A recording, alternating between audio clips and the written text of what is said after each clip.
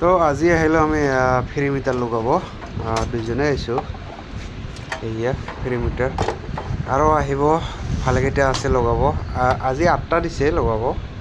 তো এইটো মানে প্ৰথম আহিলোঁ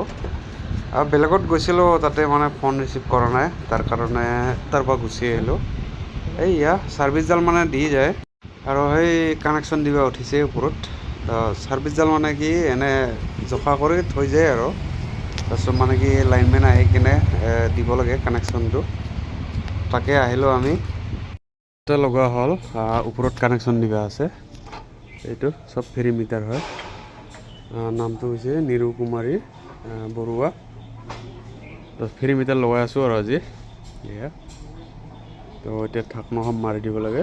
এইখন মাৰি দিলে হৈ গ'ল আৰু তো ওপৰত উঠিছে কানেকশ্যন দিবা সেই সিহঁতৰ